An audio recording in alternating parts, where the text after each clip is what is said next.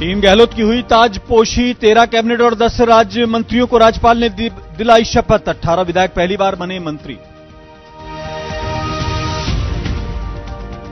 Srinagar Jammu highway पर ITBP की बस दुर्घटनाग्रस्त, खूनी नाले के पास हुआ हादसा। बडगाम से लौट रही थी आईटीबीपी की टीम, एक जवान शहीद। रोहतक रेवाड़ी हाईवे पर 50 गाड़ियां आपस में टकराई। झज्जर के बादली फ्लाईओवर पर हुआ हादसा, 7 महिलाओं समेत 8 लोगों की मौत।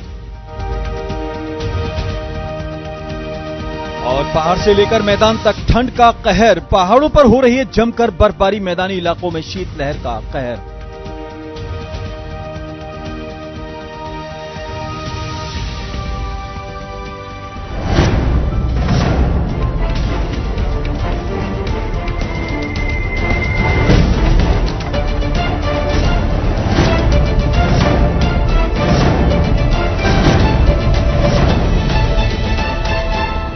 नमस्कार, जेके 24/7 न्यूज के खास प्रोग्राम धोखे पंच में आपका स्वागत है। मैं हूं आजाद खालिद, आपका मेजबान, आपका होस्ट, और लेकर हाजिर हूं दो का पंच, यानी 5 खबरों का वो बुलेटिन जिसमें हम अब तक की, यानी 2 बजे तक की 5 बड़ी खबरों को आप तक लेकर आते हैं और अपने रिपोर्टर्स और प्रोड्यूसर्स को जोड़कर ये कोशिश करते हैं कि आपको ग्राउंड जीरो की वो तमाम जानकारी दे दें जो कहीं ना कहीं रह जाती है। आज जिन 5 खबरों को लेकर हम हाजिर हैं उसमें सबसे पहले बात करेंगे हादसों की। लगातार हादसे, रेवाड़ी से लेकर हरियाणा से लेकर ईस्टर्न पेरिफेरल हो या फिर पूरे देश में कहीं ना कहीं, और आईटीबीपी की एक बस भी दुर्घटनाग्रस्त हुई है, यानी कोहरे का कहर जो है अब हादसों का कहर बन गया है। इसके अलावा हम बात करेंगे आज बिहार के गठबंधन में। अगर बिहार की राजनीति में आप बात करेंगे तो एनडीए के अंदर एक बार फिर डैमेज कंट्रोल हुआ है, उस पर चर्चा करेंगे। इसके अलावा हमारे पास एक और है, अमृतसर के अंदर एक बच्चे को, नवजात बच्चे को उसकी मां, निर्दयी मां छोड़कर चली गई है, चर्चा करेंगे इस पर। उसके अलावा हम बात करेंगे इंडोनेशिया के अंदर जो सुनामी का कहर है उसमें कितने लोगों की मौत हो गई और किस तरीके से वहां पर हालात है और कैसे जनजीवन अस्त व्यस्त हुआ है, उस पर भी चर्चा करेंगे। इसके अलावा हम बात करेंगे लातूर के अंदर, जहां एक तरफ कहा जाता है कि वहां पानी की किल्लत है, सूखाग्रस्त है, वहीं पानी की बर्बादी को लेकर किस तरह प्रशासन की लापरवाही सामने आई है, उस पर भी हम बात करेंगे। लेकिन सबसे पहले आपको ले चलते कोहरे के कहर के साथ। 4 डिग्री के करीब टेम्परेचर है दिल्ली एनसीआर में, ठंड बढ़ गई है, कोहरा बढ़ गया है, लेकिन अब हादसे भी बढ़ गए हैं। हमारे साथ संदीप रहेंगे, उनसे हम जानकारी लेंगे किस तरीके से झज्जर में कई गाड़ियां टकरा गई हैं, लगभग 50 गाड़ियों के टकराने की खबर है। इसके अलावा ईस्टर्न पेरिफेरल पे भी बात करेंगे। स्पीड वहां 120 किलोमीटर प्रति घंटे की लिखी जरूर है, लेकिन यह हादसे इस बात का सबूत है कि या तो लाइटिंग में कमी है, या फिर ओवर स्पीडिंग है, या फिर कहीं ना कहीं ड्राइवर्स की लापरवाही है। ये तीनों चीजें लापरवाही का समन्वय कहें या कहें बैड समन्वय जो है लोगों की जिंदगी के लिए खतरा बना। संदीप, सबसे पहले जानकारी जो है आपके पास क्या है, कहां की है? जी खालिद, देखिए आज जो जिस तरह से कोहरे की जो मार पड़ी है उसके बाद में आज जो सोमवार जो है हादसों का सोमवार बन के आया, तो इसको कहना गलत नहीं होगा। सबसे पहले बात करें कि नेशनल हाईवे जो है आगरा ताज एक्सप्रेसवे, उससे भी हादसा हुआ है। हालांकि उसमें अभी तक किसी की जान जाने की खबर का कुछ ऐसा नहीं आया, लेकिन जिस तरह इसमें घायल लोग काफी हुए हैं। और जो है हादसा खड़े ट्रक में हुआ था, ट्रक का पंचर था, जबकि पीछे से आती हुई गाड़ी उसमें एकदम से टकरा गई थी। और जो दूसरे हादसे के बारे में आपको बताया कि वो झज्जर में हुआ है, रोहतक और जो उसका हाईवे उसके पास में हुआ है। 50 गाड़ियां यहाँ पे टकराई हैं आपस में, कोहरे की वजह से टकराई हैं ये। और जम्मू कश्मीर में भी जो है हादसा हुआ है, आईटीबीपी के जो जवान थे उनमें से एक की मौत हो गई है, और जबकि 20 जवान इसमें घायल बताए जा रहे हैं। और इसके पीछे देखिए कोहरा तो है ही, साथ में लोगों की भी लापरवाही यहाँ पे खाली साथ में कहेंगे, क्योंकि सीधे तौर पे जिस तरह से गाड़ियों को जो तेजी से भगाते हुए लाते हैं उसकी वजह से हादसे हो जाते हैं। और सर्दी की बात करते हैं तो कोहरा भी ज्यादा है, और इस तरह से था कि अगर कल की बात करें तो कल भी जो है विजिबिलिटी दिल्ली में 350 रही थी, और उसके बाद में आज भी विजिबिलिटी काफी कम रही है। थोड़ा सा आपको रोकना चाहूंगा, मैं राहुल चौहान हमारे साथ जुड़ गए झज्जर से, हमारे संवाददाता है। राहुल, क्या जानकारी है आपके पास? अभी मैं मेडिकल से आ रहा हूँ, वहाँ 8 लोगों की मरने की पुष्टि हुई है और 8 लोग घायल हैं, जिसमें से 3 घायल लोगों को पीजीआई रेफर कर दिया गया है। राहुल, जिस तरह से अभी संदीप भी कह रहे थे कहीं ना कहीं ओवर स्पीडिंग है, लेकिन एक चीज और सामने आई है, हाईवेज बन रहे हैं, टोल वसूला जा रहा है, बहुत मोटी रकम लोगों को देनी पड़ रही है, आपका विकास जो आपकी जेब पर हो रहा है, ऐसा भी लोगों का कहना है। लेकिन वहां पर जो लाइटिंग की व्यवस्था है, खासतौर से ईस्टर्न पेरिफेरल की बात करेंगे हम, अभी हम गए थे, खुद भी हमने देखा है, जो वहां पर सोलर लाइट्स लगी हुई है वो फॉग को नहीं काट रही। एक तो ये शिकायत है, दूसरे अलावा मेरठ हाईवे जो है वहां पर तो लाइट ही नहीं है। मेरठ से लेकर देहरादून तक अगर आप जाएंगे, अभी जो एक्सीडेंट्स हुए वहां पर लाइट ही नहीं है। जो सड़क पर लाइटिंग व्यवस्था होनी चाहिए, सिर्फ गाड़ियों की जो लाइट है वही काम कर रही है। इसके अलावा जो झज्जर वाली रोड है वहां पर भी आप देखेंगे गाय बीच में बैठी रहती है, जब उनकी आंखें रिफ्लेक्ट करती है तब पता लगता है शायद यहां पर कोई हर्डल है। ये तमाम चीजें क्या प्रशासन को नजर नहीं आ रहा? क्योंकि लास्ट ईयर भी आप याद करें इसी रोड पर बड़े हादसे हुए थे, कई लोगों की मौत हुई थी और बच्चों की, स्कूली बच्चों की भी मौत हुई थी। राहुल, आजाद जी, मैं आपको बताना चाहता हूं, आज कोहरे का झज्जर में पहला दिन है और पहले दिन कोहरे ने कोहराम मचा दिया है झज्जर में। और रिफ्लेक्टर की बात की जाए तो प्रशासन द्वारा इस तरह का कोई रिफ्लेक्टर नहीं लगाया गया है अभी। यानी आपको लगता है कि जो जिस तरीके से विकास हो रहा है उसमें कहीं ना कहीं थोड़ी सी कमी जो है वो खामियां बन जाती हैं अगर लाइटिंग हो प्रॉपर। तो जिस तरह संदीप हम कह रहे थे कि वहां पर अगर गाय बीच में बैठी हैं, कोई और चीज खड़ी है, ट्रक अगर खराब हो गया वो बीच में खड़ा है, थोड़ी देर तक इंडिकेटर जलते हैं, बाद में बैटरी खत्म हो जाती है, या ड्राइवर लापरवाही करके उसे ऐसी छोड़ के चला जाता, पीछे वाले को पता नहीं लगता।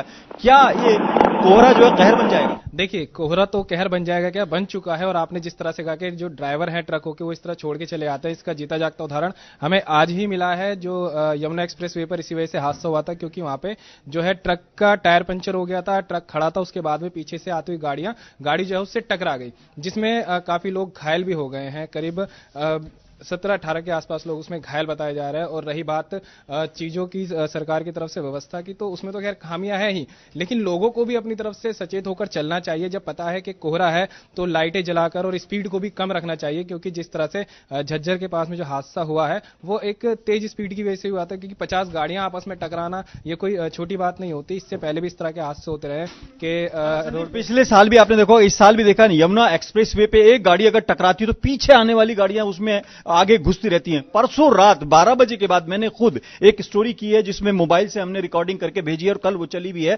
उसमें एक ट्रक जो है ओवर स्पीडिंग के बाद पलट जाता है, जब वो पलट गया तो पीछे से आने वाली गाड़ियां उसमें घुसती चली गई। ये तमाम चीजें कहीं ना कहीं ओवर स्पीडिंग है, कहीं ना कहीं लाइट्स की व्यवस्था है, कहीं हमारी खुद की लापरवाही, और सबसे बड़ा सवाल ड्रंक एंड ड्राइव, शराब पीकर गाड़ी चलाना, ये सबसे खतरनाक होता जा रहा है। बिल्कुल, देखिए ड्रंक एंड ड्राइव के लिए तो कानून, सरकार हो चाहे कानून हो, पुलिस हो, सब समय समय पर निर्देश भी देते रहते हैं। कहते भी हैं कि शराब पीकर वाहन ना चलाएं और जो है देरी से जाएं भले ही घर, लेकिन ठीक ठाक घर पहुंचे। लेकिन लोग फिर भी जो है इस तरफ ध्यान नहीं दे पाते हैं। राहुल जुड़े हुए। राहुल, वहां पर जिस तरह से अभियान दिन में तो चलता है, रात को कोई पुलिसिंग नहीं होती, क्या लगता है ये मौत का कहर बन जाता है?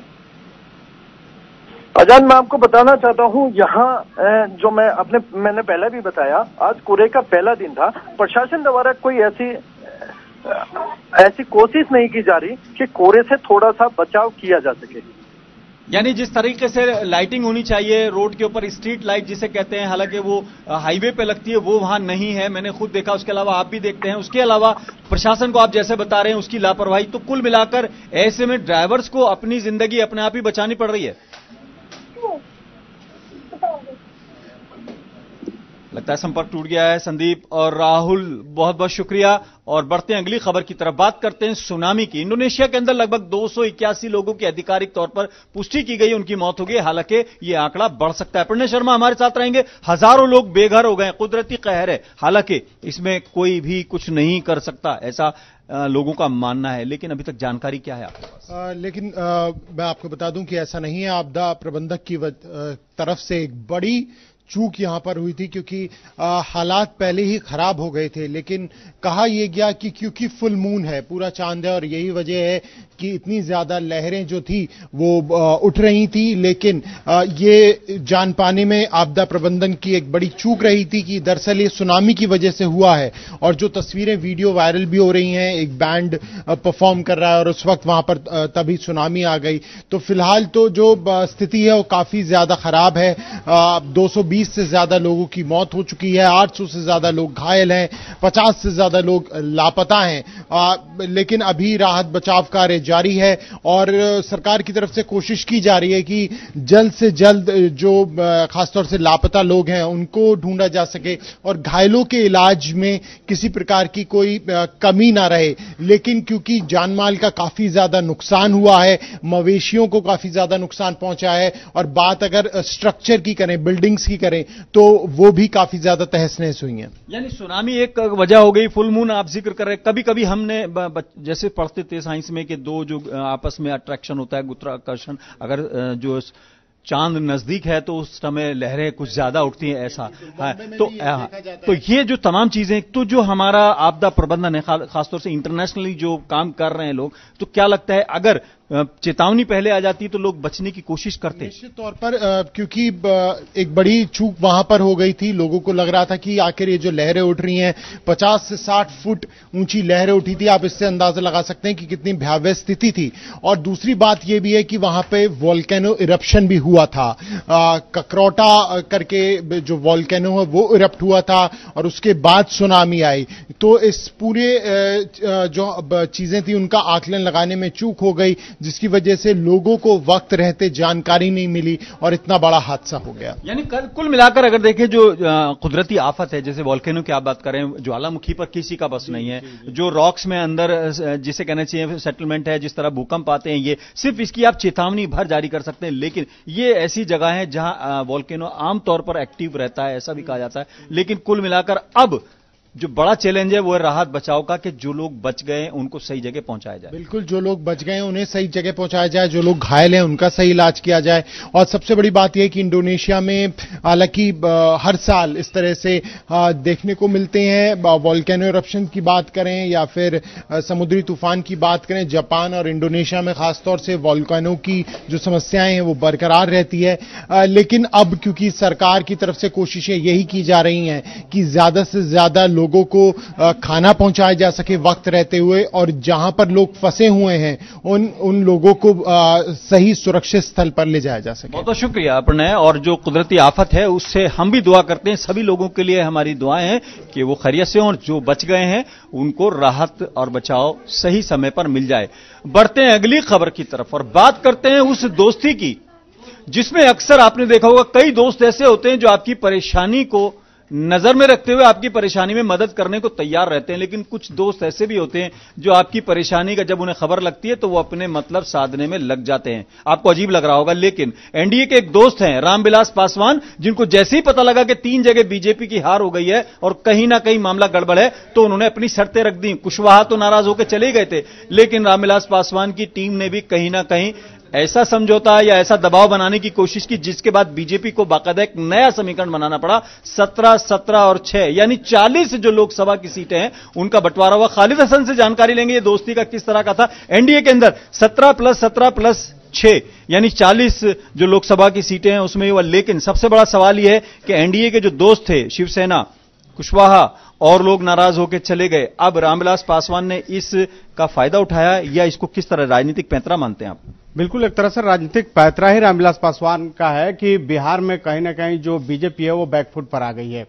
क्योंकि पिछली बार देखें आप तो पिछली बार 22 लोकसभा के सांसद जो है बीजेपी ने वहां से जीते थे, लेकिन इस बार 17 सीटों पर चुनाव लड़ रही है। तो कहीं ना कहीं ये देखिए वहां पर कि जो महागठबंधन बन रहा था उसका भी एक असर है, और 3 राज्यों में जो हार मिली है उसके बाद से जो बीजेपी है वो बिहार में किसी भी तरह से एनडीए में फूट की से बचना चाहती थी। शायद जो रामविलास पासवान है उनका जो वोट बैंक है वो दलित वोट बैंक है, और इसको छिटकने की कोई कोशिश जो है नहीं होने देना चाह रहा था एनडीए। खालिद, जिस तरह आप बता रहे थे कि पिछली बार 22 जीते हैं, 22 को 5 को कैसे वो मनाएंगे? जो सिटिंग सांसद हैं, क्या वो एक तरह से डैमेज कंट्रोल हो पाएगा? आपने कहा कि एनडीए में फूट ना पड़े, बीजेपी कोई चांस नहीं लेना चाहती, लेकिन ये अपने अंदर तो एक तरह से दिक्कत हो जाएगी उसको।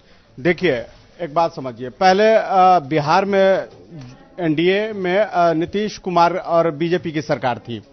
जब लालू ने 2015 में महागठबंधन बनाया, उस दौरान आपने देखा होगा कि नीतीश कुमार ने सीटों को बहुत ही बेहतरीन ढंग से बांटा, किसी को नाराज नहीं होने दिया। वही लोग थे जो जेडीयू के लोग थे वो आरजेडी के टिकट पे चुनाव लड़े, आरजेडी वाले जेडीयू पर लड़े। तो जो ये सांसद है, हो सकता है कि ये जेडीयू कोटे से लड़े, भले ही वो बीजेपी में ना हो। लेकिन आपको रोकूंगा मैं, थोड़ा सा आप रुके रहिए। कांग्रेस इस पर क्या कह रही है, जरा वो बयान भी सुन लेते हैं। कांग्रेस का इस पर क्या कहना है, पॉलिटिकल जो बयान है वो सुन लेते हैं पहले। गठबंधन भारतीय जनता पार्टी कर रही है सिर्फ ये देखते हुए कि जैसे तैसे करके हम सत्ता हासिल कर लें।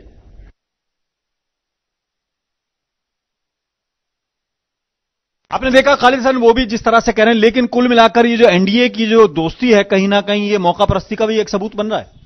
बिल्कुल, खास करके आपने पहले जिक्र किया रामविलास पासवान को, जिनको लालू जी पहले भी कहते रहे हैं कि वो मौसम वैज्ञानिक हैं, और शायद वो मौसम वैज्ञानिक ही समझ के एक तरह से उन्होंने यह पैंतरा चला था कि अगर लोकसभा में कुछ गड़बड़ी होती है, खुदा न खास्ता अगर सीटें नहीं आती है, तो फिर वो स्थिति ना हो जाए कि लालू एक बार उन्हें राज्यसभा भेजे थे, फिर ऐसे में लालू से भी उनकी दोस्ती नहीं है, फिर वो जाएंगे कैसे। तो पहले ही उन्होंने एक दांव चला और ये कह दिया कि हमें एक राज्यसभा की सीट चाहिए जो लोकसभा चुनाव से पहले जहां भी चुनाव हो, यानी वो राज्यसभा जाके आराम से बैठ जाना चाहते हैं रामविलास, ताकि दिल्ली का जो उनका बंगला है वो 2019 के बाद खाली करने की अगर नौबत आती है तो खाली न किया जा सके। यानी ये राजनीति में जिस तरह से कह रहे थे, अभी प्रणय बता रहे थे कि सुनामी की पहले से पेशीन गोई नहीं हो पाई, पूर्वानुमान नहीं हो पाया, लेकिन रामविलास पासवान इतने बड़े जो है मौसम वैज्ञानिक, उन्हें मालूम है कि क्या होने वाला है राजनीति में। खासतौर से उनको मालूम है कि बीजेपी अभी दबाव में, तो उससे अपनी बातें मनवाई जा सकती है। सिर्फ रामविलास पासवान ही नहीं, एक श्याम बहादुर सिंह है,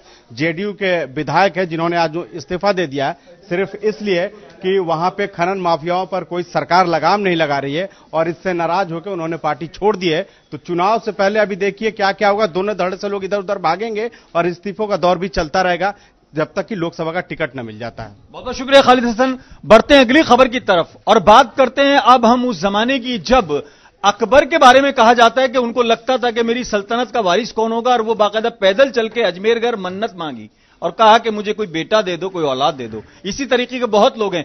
तमाम विज्ञापन आप देखें कि बे औलाद लोग यहां मिले, लेकिन एक मां अपने बच्चे को टॉयलेट में छोड़कर अमृतसर के एक रेलवे स्टेशन पर चली गई है। तो सवाल खड़ा होता है, बड़ा सवाल है कि क्या ये तमाम चीजें किस तरह की। पूनम पनौरी हमारे साथ रहेंगी और हमारे पहले हम बाइट सुन लेते हैं क्या उसमें कह रहे हैं, क्या जानकारी है, फिर पूनम से बात करते हैं।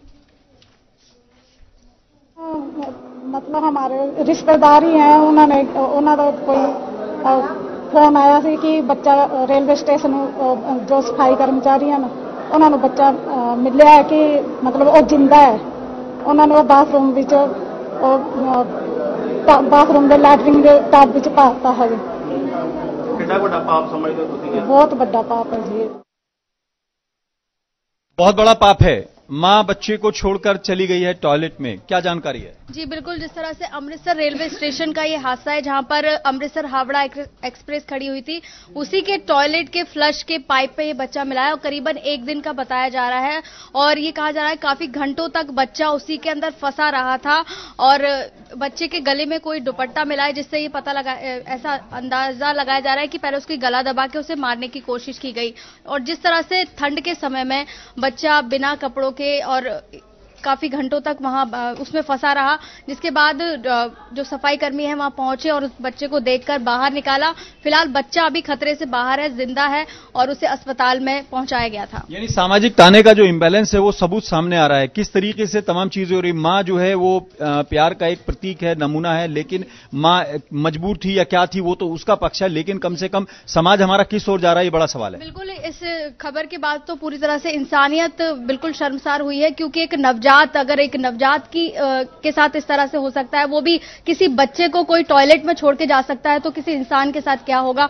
वहीं अब छोटा सा बच्चा है, वो अपने ही बच्चे को अगर मां छोड़कर गई है तो क्या कुछ परिस्थितियां रही होंगी वो दूसरी बात है, लेकिन एक बच्चे को इस तरह से छोड़ के जाना ये बहुत ही गंभीर है। वहीं प्रशासन जो है इस मामले की पड़ताल कर रहा है, सीसीटीवी के आधार पर उसके पेरेंट्स की पता लगाने की कोशिश की जा रही है, आखिर कौन थे वो लोग जो इस तरह से उस बच्चे को वहां छोड़कर चले गए। पूनम, एक बात हो रही है, जिस तरह से हम देखते हैं कि जो अनाथालय हैं ये हैं और बालिका गृह हैं, ये तमाम कभी कभी सवालों के दायरे में रहते हैं, लेकिन कई बार ये लगता है कि अगर इस तरह के लोग ना हो तो वाकई में बड़ी दिक्कत हो जाएगी। इनका होना भी बहुत जरूरी है, हालांकि इनको जो है नजर में रखा जाए, इन पे एक तरह से निगरानी हो, लेकिन अगर समाज में इस तरह के हालात होंगे तो अनाथालय तो कम से कम रेलेवेंट हो जाते हैं, समाज से भी तो रेलेवेंट हो जाते हैं। बिल्कुल, जो भी स्थितियां होती है, अगर आपको बच्चे नहीं चाहिए तो अनाथालय हैं, आप वहां छोड़ सकते हैं, किसी को दे सकते हैं, क्योंकि कई लोग अडॉप्ट करते हैं बच्चे को। लेकिन इस स्थिति में मरने के लिए छोड़ देना, मारकर छोड़ देना, ये तो बहुत ही। हमारे साथ जगबीर जुड़ गए हैं। जगबीर, क्या जानकारी है इसमें, क्या अभी प्रशासन ने क्या किया? थोड़ा सा हम,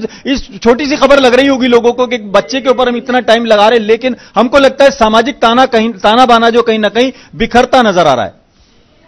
जी देखिए, अभी ये जो बच्चे की बात जब सामने आई है तो हमने डॉक्टर से बात करने की कोशिश की, जो लोग वहां पे उनको लेके गए थे हॉस्पिटल में, हमने उनसे बात करने की कोशिश की तो उसके हमें यही सामने से सुनने को मिला। इसके अंदर जब हमने एंटर किया बाथरूम के अंदर तो बच्चे की जो हालत थी बहुत गंभीर थी। जिस तरह से आपने फुटेज में देखा है किस तरह उन्होंने कपड़े से ऊपर खींचा है बच्चे को और उसके बाद में वो उसको धुला के उसको वहां पे हॉस्पिटल में ले जाया गया उसको। तो देखिए, अभी जो बड़ी खबर आ रही है कि रात को बच्चे की जो है, रात को 9:10 पे बच्चे की जो है वो डेथ हो गई। तो ये एक इंसानियत की बहुत बड़ी शर्मसार है, जैसे इतना बड़ी वारदात, छोटा सा एक बच्चा है, अगर उस बच्चे की पैरवाई नहीं करनी थी, अगर आपको बच्चा नहीं उसमें इंटरेस्ट था तो आप कुछ और तरीके से अपना अडॉप्ट चलता है, अडॉप्ट भी करवा सकते थे किसी को, और या अनाथ आश्रम में किसी को दान भी कर सकते थे। लेकिन उन्होंने ये सीधा ये जो है एक रास्ता अपनाया जो बहुत ही शर्मनाक है। जगबीर, बिल्कुल, जो जिस तरह से आप देखें पूरे देश में शीत लहर का कहर है, एक बिल्कुल बच्चा जो दुनिया में अभी आया है उसके माँ या बाप कोई ना कोई तो उसमें जरूर शामिल रहा होगा, उनकी कुछ भी बात रही, लेकिन जो आपने सवाल उठाया ये बड़ा मार्मिक हो गया है कि बच्चे की मौत हो गई। कुल मिलाकर माँ या पिता जो भी है वो जायज या नाजायज जो भी है, लेकिन ये तो एक तरह से हत्या हो गई। जी बिल्कुल, ये पुलिस ने अभी जीआरपी के जो इसकी बच्चे की जो बॉडी है वो जीआरपी को हैंडओवर कर दी गई है और जीआरपी इस चीज की जांच कर रहा है कि ये कौन लोग थे और इस तरह से वहां पर वो पहुंचे और क्या कारण रहा उसका। इस तरह का छोटे से बच्चे को, देखिए नवजात बच्चा है, इस तरह छोटा सा एक हज़ानियत जो है उनके सामने आ रही है। एक बच्चे को इस तरह से सामने छोड़ के जाना और ऐसे एक वारदात करनी, ये बहुत बड़ी बात है। पुलिस, जीआरपी जो पुलिस है वो इस मामले में जो है पूरी तहकीकात कर रही है अपनी और जुट गई है वो अपना पूरा आगे का जो कार्रवाई है, और ये तो साफ साफ एक मर्डर का केस बन रहा है। बहुत बहुत शुक्रिया जगबीर। पूनम, लास्ट कमेंट, जिस तरीके से हो रहा है ये तो हत्या हो ही गई है, लेकिन सामाजिक ताने माने का मैं फिर जिक्र कर रहा हूं, बहुत छोटी खबर है लोगों के लिए, हो सकता है ये खबर भी ना कोई चलाए, लेकिन हमें लगता है कि कम से कम लोगों को सोचना चाहिए। बिल्कुल सोचना चाहिए, क्योंकि ये छोटी सी खबर नहीं है। जिस तरह से एक मासूम को इस ठंड में, बड़े लोगों का, जो हम जैसे लोगों का रहना मुश्किल हो रहा है, वहीं एक छोटे से बच्चे को फ्लश में डाल के चले गए, वो भी ठंड के समय में, तो बचना काफी मुश्किल रहा होगा जिस तरह से अब बच्चे की मौत हो चुकी है, यानी मानसिक रूप से उन्होंने मार के चले। बहुत बहुत शुक्रिया पूनम और जगबीर। बढ़ते हैं अगली खबर की तरफ और बात करते हैं उस इलाके की जहां पर कहा जा रहा है कि सूखाग्रस्त है। लातूर में यह कहा जाता है कि वहां सूखे से लोग परेशान हैं, किसान भी हत्या कर लेते हैं, लेकिन पानी की बर्बादी की सबसे पहले आपको हम वीडियो दिखाते हैं। जिस तरीके से वहां से तस्वीरें सामने आई हैं उस पर हम अभिजीत से जानकारी लेंगे और अब ये जानने की कोशिश करेंगे सूखाग्रस्त इलाके में एक एक बूंद के लिए किसान तरस रहे हैं, लोग तरस रहे हैं, लेकिन यहां पानी बर्बाद हो रहा है। प्रशासन की लापरवाही, प्रशासन क्या कर रहा है वो भी सुनेंगे। अभिजीत से लेते हैं जानकारी, कहां की है थोड़ा सा बताएं। ये महाराष्ट्र की खबर है, लातूर एक जगह है, वहाँ पे पहले भी पानी की कई बार समस्या सामने आई है। एक साल हमने देखा था वहाँ पे किस तरह से सूखा लोगों को झेलना पड़ा था और यहाँ से पानी भेजा गया था, और एक बार फिर से वहाँ पे ऐसी ही समस्या आ रही है कि पानी बर्बाद हो रहा है। और ये पानी बर्बाद सिर्फ लातूर की खबर नहीं है, कई जगहों पे हम देखते हैं जो पानी होता है उसको लोग पर बेपरवाह कोई मतलब नहीं होता वहाँ पे बहाते रहते हैं, और आने वाले समय में पानी को लेकर पूरे देश में समस्या होने वाली है। लातूर, जो कि वहाँ पे कहा जाता है कि किसान जो है वो पानी को लेकर काफी परेशान होते हैं, पानी की वहाँ पे कमी होती है, और इस तरह से पानी बर्बाद होना कहीं ना कहीं प्रशासन की जो नाकामी है उसको दिखाता है कि किसी का ध्यान उधर नहीं गया। अगर ध्यान गया भी है तो क्यों नहीं उसको बंद कर दिया गया है, उसका कोई उपाय क्यों नहीं किया गया। ये बहुत बड़ी बात है, क्योंकि पानी काफी अच्छी, अभी फसल का सीजन भी है, अभी वहाँ पे खेती भी होनी है, तो ऐसे में पानी की जरूरत पड़ेगी, और इस तरह से बहना लोग गांव। अभिजीत हमारे साथ अशोक पांडे भी जुड़ गए हैं और हम जरा ये लोकल जो लोग हैं वो क्या कह रहे हैं और प्रशासनिक बाइट क्या है। आपने जो कहा बिल्कुल सही कहा, जल ही जीवन है और जल बर्बाद हो रहा है। पहले सुन लेते हैं क्या बयानबाजी है, फिर अशोक पांडे के पास चलते हैं, क्या उनके पास लेटेस्ट है। पानी सप्लाई करते हैं, शाम 4:15 बजे यहाँ पाइपलाइन फूट गई है। जानकारी मिलते ही हमने पंप बंद कर दिया था, लेकिन पाइपलाइन में जो भी पानी है वो 1.5 से 2 घंटे तक पाइपलाइन में पानी बाहर आता रहा। उसकी वजह से थोड़ा यहाँ पे जो खेती है उनके एक दुकान था, हाँ एक शेड था, उस शेड का नुकसान हो गया और उनका एक गोडाउन था, गोडाउन में कुछ धान था और खत था, उसका भी नुकसान हुआ है। कितने लाखों लीटर पानी वेस्ट किया है, क्या अधिकतम जानकारी? उसमें तो बता नहीं सकता है, एक से 1.5 घंटा तक यहाँ पे पानी। जी, कुल मिलाकर 2 चीजें हैं। अशोक पांडे हमारे साथ जुड़ गए हैं। अशोक, पानी अगर नहीं आएगा तो फसल सूख जाएगी और पानी अगर ज्यादा आएगा, जरूरत से ज्यादा आएगा तो भी फसल जो है बर्बाद हो जाएगी, गोदाम खराब हो जाएंगे और पानी की बर्बादी अलग होगी उस पानी की जो जल ही जीवन है। बिल्कुल, देखिए खालिद जी, अगर बात करें तो लातूर महाराष्ट्र का एक ऐसा इलाका है जहां पर पिछले लंबे समय से सूखा पड़ा हुआ है और आपको बता दें कि फिलहाल जो परिस्थिति है लातूर की वो ये है कि 10 दिन में 1 दिन पानी जो है लातूर के रहवासियों को मिलता है, यानी कि एक बार सिर्फ पानी छोड़ रहा है क्योंकि पानी की वहां पर बहुत ज्यादा दिक्कत हो गई है। बावजूद इसके जिस तरह से ये पाइपलाइन फटी है और 1.5 से 2 घंटे तक लगातार जो पानी बहता रहा है और लाखों लीटर पानी जो है वो बह जाने की वजह सामने आई है, जो कहीं ना कहीं आने वाले दिनों में लातूर में संकट खास करके पानी को लेकर के और भी गहरता हुआ नजर। अशोक, अभी पिछले दिनों जिस तरह से देखा होगा आपने, दिल्ली से या उधर उधर से पानी भेजा गया था, एक बाकायदा मालगाड़ी ट्रेन जो है वो बाकायदा पानी लेकर गई थी। ऐसे हालात में एक बूंद भी अहमियत रखती है, लेकिन यहां पर लाखों लीटर आप पानी बर्बाद होते हुए जो है वीडियो देख रहे हैं। प्रशासन क्या कह रहा है, नाकामी को मान रहा है या इसमें भी कहीं ना कहीं वो जिम्मेदारियों की फुटबॉल खेल रहा है? देखिए, अगर बात करें प्रशासन की तो प्रशासन पूरी तरह से अपना पल्ला झाड़ रहा है इस पूरे मामले को। ये कहीं भी कहने को तैयार नहीं कि जो गलती है कहीं ना कहीं उनकी चूक हुई है और कहीं ना कहीं अगर समय रहते अगर वॉल बंद कर दिया गया होता तो जितनी पानी की बर्बादी हुई और खासतौर से जो जहां पर ये पाइपलाइन फटी है वहीं पर खास एक गोडाउन भी था जहां पर अनाज रखा हुआ था। इस पानी के बह जाने की वजह से वहां जो गोडाउन पे जो अनाज रखा था वो भी पूरी तरह से बर्बाद हो गया। बहुत शुक्रिया अशोक पांडे, समय की कमी है लेकिन बड़ा आपने जबरदस्त जानकारी ये दी है कि अगर फसल पानी नहीं मिलेगा तो फसल बर्बाद होगी और अगर पानी ज्यादा आएगा तो फसल बर्बाद होगी। और वहां पर जो गोडाउन है उसमें भी एक तरह से अनाज रखा था वो भी बर्बाद हुआ है। जरा सी लापरवाही कहने को हो सकती है लेकिन नुकसान बड़ा है। 2 के पंच में आज फिलहाल इतना ही। अपने मेजबान आजाद खालिद को इजाजत दें।